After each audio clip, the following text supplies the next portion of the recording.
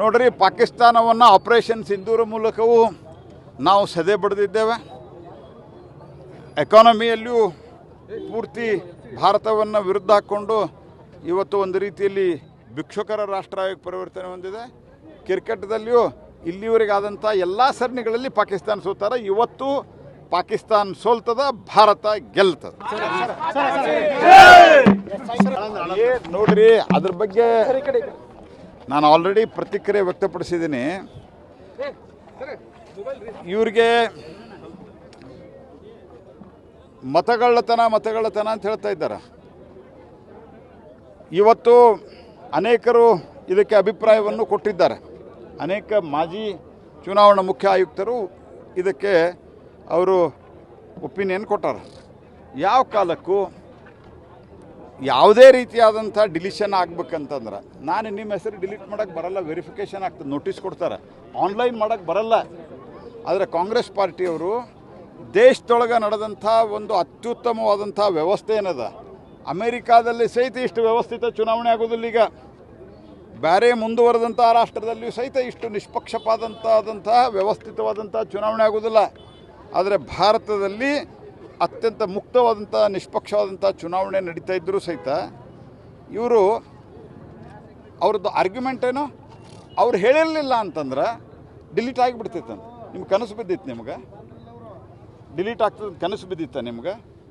6,000 ಕೊಟ್ಟರು ಯಾರೋ ಅವರು, ಮತ್ತು ಆನ್ಲೈನ್ ಕೊಟ್ಟರು ವಿತೌಟ್ ವೆರಿಫಿಕೇಷನ್ ಆಗೋದೇ ಇಲ್ಲ. ಇದನ್ನು ಸ್ಪಷ್ಟಪಡಿಸ್ಯಾರ ಹಿಂದಿನ ಚುನಾವಣಾ ಕಾಂಗ್ರೆಸ್ ಕಾಲದಲ್ಲಿದ್ದಂಥ ಚುನಾವಣಾ ಆಯುಕ್ತರು. ಅವರು ಹೇಳಿದ್ದಾರೆ, ವಿತೌಟ್ ಗಿವಿಂಗ್ ನೋಟಿಸ್, ಯಾವುದೇ ನೋಟಿಸ್ ಕೊಡಲಾರದೆ, ಯಾವುದೇ ರೀತಿಯಾದಂಥ ತನಿಖೆಯನ್ನು ಮಾಡಲಾರದೆ ಯಾರ್ದು ಮತ್ತೊಬ್ಬರದು ನಾವು ವೋಟರ್ ಲಿಸ್ಟು ಡಿಲೀಟ್ ಮಾಡಲಿಕ್ಕೂ ಆಗೋದಿಲ್ಲ, ಆ್ಯಡ್ ಮಾಡಲಿಕ್ಕೂ ಆಗೋದಿಲ್ಲ, ನೋಟಿಸ್ ಕೊಡ್ತಾರೆ ಅದಕ್ಕೆ. ಈಗ ನಾನು ನಿಮ್ಮದು ಡಿಲೀಟ್ ಮಾಡಬೇಕು ಅಂತ ಕೊಟ್ಟರೆ ನಿಮಗೆ ನೋಟಿಸ್ ಕೊಡ್ತಾರೆ. ನೀವು ಇಲ್ಲಿಲ್ಲ ಅಂತೇಳಿ ಕಂಪ್ಲೇಂಟ್ ಬಂದದ ಏನಂತ, ಇಲ್ಲ ನಾ ಇಲ್ಲೇ ಇದ್ದೀನಿ ಅಂತ ನೀವು ಸಾಕ್ಷಿ ಕೊಟ್ಟರೆ ನಿಮ್ಗೆ ಡಿಲೀಟ್ ಮಾಡೋಕ್ಕೆ ಬರಲ್ಲ. ಇಷ್ಟು ಕಾಮನ್ ಸೆನ್ಸ್ ಇರಲಾರ್ದಂಥ ರಾಹುಲ್ ಗಾಂಧಿ ಜನ ತನಗೆ ಓಟ್ ಹಾಕಿಲ್ಲ ಅಂಥೇಳಿ ಅದನ್ನು ಇವತ್ತು ಪ್ರಜಾಪ್ರಭುತ್ವದ ಮೇಲೆ, ಸಂವಿಧಾನದ ಮೇಲೆ ಅಟ್ಯಾಕ್ ಮಾಡುವಂಥ ಪ್ರಯತ್ನವನ್ನು ಮಾಡ್ತಾ ಇದ್ದಾರೆ. ಸಂವಿಧಾನಬದ್ಧವಾದಂಥ ಸಂಸ್ಥೆಗಳ ಮೇಲೆ ಅಟ್ಯಾಕ್ ಮಾಡುವಂಥ ಪ್ರಯತ್ನವನ್ನು ಮಾಡ್ತಾ ಇದ್ದಾರೆ. SIT ಮಾಡಿ ಏನಾಗೋದಿಲ್ಲ. SIT ಯಾಕಂದ್ರೆ ಆಲ್ರೆಡಿ ಇವರೇನು ನಮ್ಮ ಕರ್ನಾಟಕ ಚುನಾವಣಾ ಆಯೋಗ, ಕೇಂದ್ರ ಚುನಾವಣಾ ಆಯೋಗದ ನಿರ್ದೇಶನದಂತೆ ಯಾರಿಂದ ಕಂಪ್ಲೇಂಟ್ ಬಂದಿತ್ತು ಅದನ್ನು ತೆಗೀಲಿಕ್ಕೆ ಅದನ್ನು ಕೊಟ್ಟಿದ್ದಾರೆ. ಇವರು ತನಿಖೆ ಮಾಡಿಲ್ಲ. ಇಲ್ಲಿವರೆಗೆ ಇವ್ರಿಗೆ ನೆನಪಿಲ್ಲ. ರಾಹುಲ್ ಗಾಂಧಿಗೆ ಏನಾರು ಒಂದು ಬೇಕಾಗಿತ್ತು, ಯಾರೋ ಒಂದು ಬರೆದು ಕೊಟ್ಟದ್ದು ಹೇಳೋದು. ಈಗ ಅಲ್ಲಿ ಯಾರ್ದೋ ಒಬ್ಬರು ನಂಬರ್ ಕೊಟ್ಟಿದ್ರು, ಆ ನಂಬರ್ಗೆ ಸಿಕ್ಕಾಪಟ್ಟೆ ಫೋನಿಗೆ ಅಂದ್ರೆ ಸುಳ್ಳು ನಂಬರ್ ಕೊಟ್ರ ಅಂಥೇಳಿ ಈಗ ಅವರು ಕಂಪ್ಲೇಂಟ್ ಕೊಡ್ತಾರೆ ಸರ್. ಉತ್ತರ ಪ್ರದೇಶದವರು ನಾಚಿಗೆಲ್ಲ ರಾಹುಲ್ ಗಾಂಧಿಗೆ ಇವರಿಗೆ. ಸರ್, ಈಗ ಬ್ಯಾಲೆಟ್ ಪೇಪರ್ ಚುನಾವಣೆ ಮಾಡಬೇಕು, ಬ್ಯಾಲೆಟ್ ಪೇಪರ್ ಚುನಾವಣೆ ಅವರು ಕೇಂದ್ರ ಅಂದರೆ ವಿಧಾನಸಭೆ ಲೋಕಸಭೆಗಂತೂ ಮಾಡೋಕ್ಕೆ ಸಾಧ್ಯ ಇಲ್ಲ. ಮತ್ತು ನಮ್ಮ ಏನು EVM ಇದೆ ಇದು ಟ್ಯಾಂಪರ್ ಪ್ರೂಫ್ ಇದು. ಯಾಕಂದ್ರೆ ಇದು ವೈಫೈ ಲಿಂಕ್ಡ್ ಇಲ್ಲ, ಯಾವುದೇ ಸಾಫ್ಟ್ವೇರ್ ಲಿಂಕ್ ಇಲ್ಲ, ಇಂಡಿಪೆಂಡೆಂಟ್ ಒಂದು ಮಷಿನ್ ಇರ್ತದೆ. ಇದನ್ನು ಚಾಲೆಂಜ್ ಕೊಟ್ಟರು, ಸುಪ್ರೀಂ ಕೋರ್ಟ್ನಾಗ ಹೋಗಿದ್ದಾರೆ. ಸುಪ್ರೀಂ ಕೋರ್ಟ್ ಹೇಳ್ತೀವಿ ಹೆಂಗೆ ಟ್ಯಾಂಪರ್ ಮಾಡ್ತೀರಿ ತೋರಿಸ್ರಂತ. ವರ್ಲ್ಡ್ ಲೆವೆಲ್ದೊಳಗೆ, ಇಂಟರ್ನ್ಯಾಷನಲ್ ಲೆವೆಲ್ದಾಗ ಚಾಲೆಂಜ್ ಕೊಟ್ಟರು, ಒಬ್ಬರು ಟ್ಯಾಂಪರ್ ಮಾಡಲಿಕ್ಕಾಗಿಲ್ಲ. ಅಂದ್ರೆ ಒಂದು ದೇಶ ಇಷ್ಟು ದೊಡ್ಡ ಪ್ರಮಾಣದಲ್ಲಿ ಮುಂದೆ ಹೋಗ್ತಾ ಇರಬೇಕಾದ್ರೆ ಡಿಜಿಟಲ್ ಇಂಡಿಯಾದಲ್ಲಿ ಜಗತ್ತಿನೊಳಗೆ ಅತಿ ಹೆಚ್ಚು ಟ್ರಾನ್ಸಾಕ್ಷನ್ ಆಗಿದೆ ನಮ್ದೀಗ.